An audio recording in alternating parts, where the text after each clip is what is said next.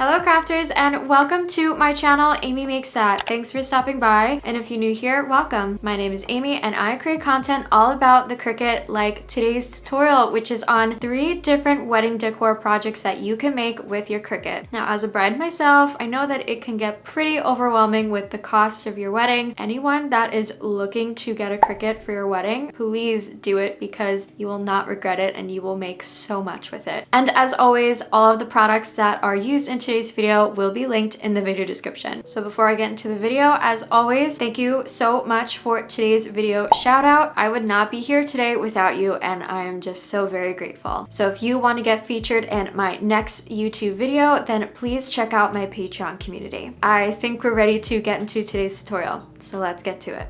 The first wedding project is this ring box holder customized with HTV vinyl. So in order to do it, we will head over to Cricut Design Space and click the text button. You can either make this the last name initial or the first and last name initial. I just went with the last name, and this font is from Creative Market. It is called Lucille Script, but that will be linked in the video description. Since this ring box is small, I want to make the initial about 1 inches. Now with this font though, please be warned that it is a very thin font. This was my first failed attempt, as you can see when I cut it out with the HTV vinyl.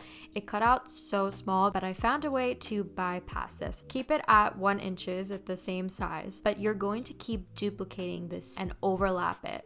Try not to overlap it completely on top of it. Try and do it a little bit diagonal to the left, to the right. As you can see, I'm not really doing it on top. So that way, as you can see, it's getting more thick. Now we can group it and weld it, but this might happen. So I wanted to show you how to bypass that. You will send all of those M's to the back. So I'm right clicking them all and then sending it to the back. Then you can group and weld it, and that is no longer a problem. But as you can see, look at the difference between the two. So if the font that you download is not bolded for some reason, this is a way to bypass that. Now we will click Make It, and of course, since this is with HTV vinyl, we will have to mirror our design, and I'm setting my base material to Everyday Iron On. I'm adding the HTV vinyl shiny side face down onto the Cricut mat, adhering it with the brayer tool, and then I sent it to the Cricut to cut. Then once it's done, which it took 2 seconds, we can weed the background and it is ready to be heat pressed. Today I am using the Cricut Mini Easy Press, and I love this thing. It is perfect for small projects like this, and I'm putting it on the 2nd heat setting. As I wait for that to heat up, I'm going to lightly place it over the ring box and make sure it is in the middle before pressing it. I like to just move it lightly back and forth for about 15 seconds. I can remove the carrier sheet and it is adhered to the ring box. And this is actually a gift, and I can't wait to give it to my friend. She's going to love it. This is just a perfect way to customize your ring box holder for your wedding day or for a gift for a bride in your life. The next Cricut project is a card box holder, but it is a mailbox. So we're in Cricut Design Space again, and I typed out my text. I put a street number and then our last name and then street. You can customize this to anything you want. Your last name road, last name avenue, and you can also customize the numbers to the date of your anniversary, the date of your wedding, whatever numbers are most significant in your life. I made my design about 14 inches long, and of course don't forget to weld your design, and then we can click Make It. This is getting adhered with regular adhesive vinyl, so I don't have to mirror my design. I adjusted it onto the mat, click Continue, and I'm setting the base material to the premium vinyl setting. Now since this is a longer project, I have to use my 12 by 24 mat. This is pretty dirty because I used it for my doormat, so please don't mind that. And then I adhered the vinyl onto the mat and used my brayer tool to really adhere it. Since this mat is not as sticky as it would be as a new mat, I had to put painter's tape on the top. This is of course optional, but I just wanted to do it to make sure the vinyl didn't move when the Cricut was cutting it. So the Cricut is now cutting the vinyl.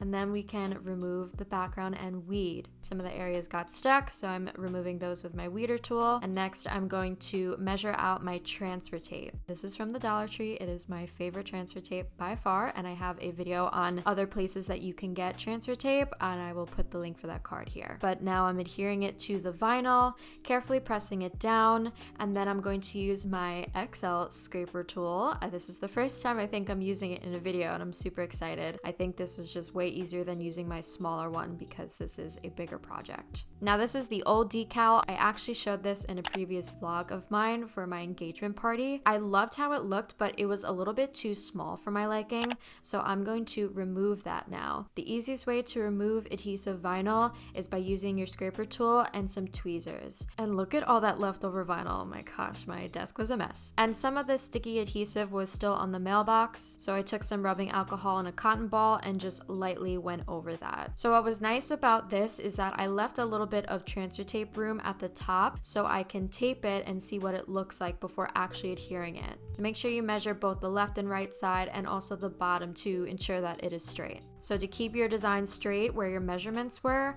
I fold it over, remove that backing, cut it, and then adhere it to the sign. That way, I can carefully remove the rest of it and the whole design will be exactly where you measured it, and it will be straight too. So here, I'm again just carefully removing the backing and adhering it to the rest of the mailbox. Then you'll take the scraper tool and scrape it down so it's adhered to the mailbox, and you can remove your transfer tape.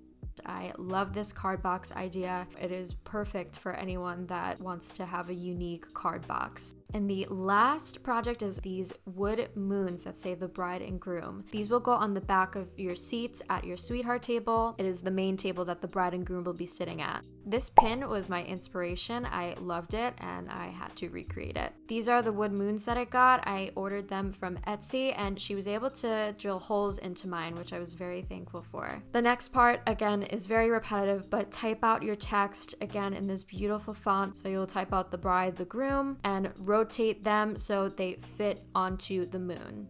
So we will go ahead and click make it, and here it will populate onto the mat. For today's project, I'm not applying vinyl onto the wood. I'm using vinyl as a stencil and I'm going to paint the design onto there. I'll set my base material to vinyl. And here we have the moons. I'm placing them down on some newspaper and I'm going to stain them in the meantime because these need to be completely dry before we start painting. And instead of applying it with a paper towel, I used the brush and paper towel method.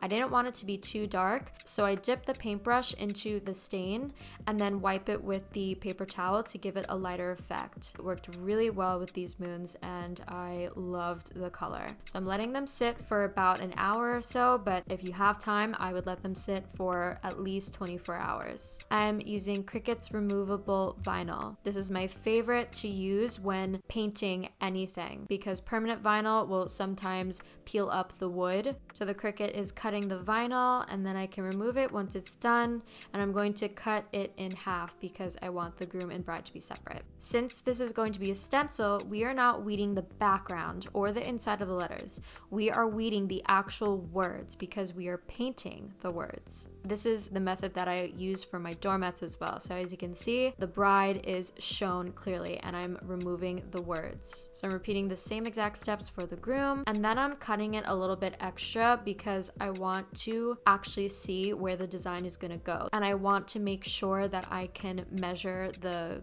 design properly so it fits on the moon evenly. Next, I cut my transfer tape off camera and I'm adhering it to the vinyl design. And now I have them perfectly measured on the moon. We're doing the same method as I did before with the mailbox. I'm taping one side since I didn't overlap the transfer tape this time, and I'm carefully removing the back. I carefully place it down, and this method works every single time, I promise you. Press it down and then really use your scraper tool and scrape it onto the moon. I did the same thing for the groom.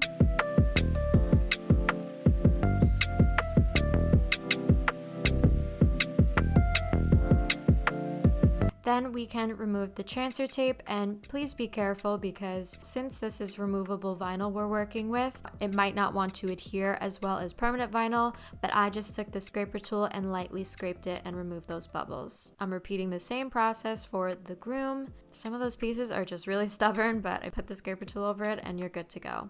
Next, this is optional, but as you saw from when I make my doormats, I'm a messy painter. So I use painter's tape and tape all of the areas that were shown of the moon because I don't want any white paint on the outside. Try not to cover the actual word because we need to paint that. Before we start painting, we are going to use Mod Podge so the paint doesn't smear or bleed. And I'm using this flat brush that I found in a pack from Amazon. Then take any white acrylic paint, I got mine from Michael's, and this makeup brush that I found from the dollar store. So here I'm just dipping my brush into the Mod Podge and do a light layer. It doesn't need to be a thick layer at all. You just want to make sure that all of the areas of the words are covered, so none of the areas bleed through the stencil.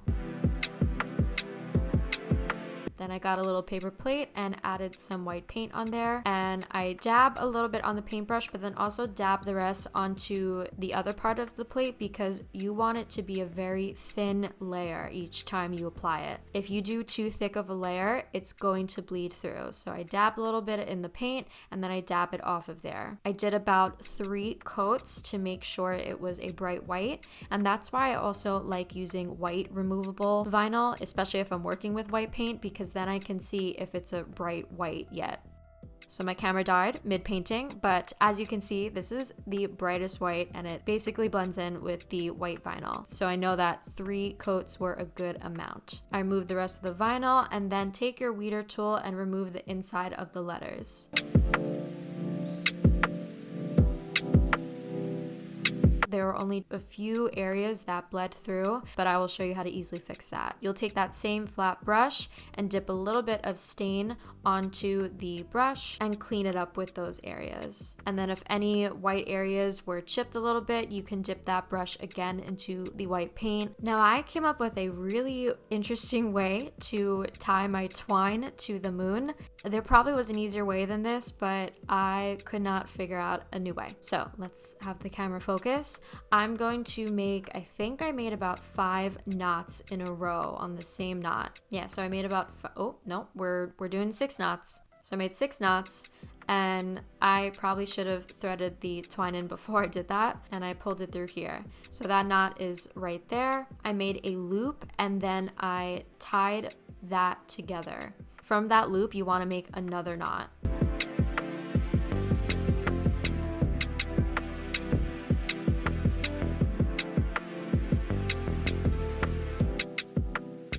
Okay, so here's the lovely knot. I pulled both of the sides together to make sure that the knot was really tight.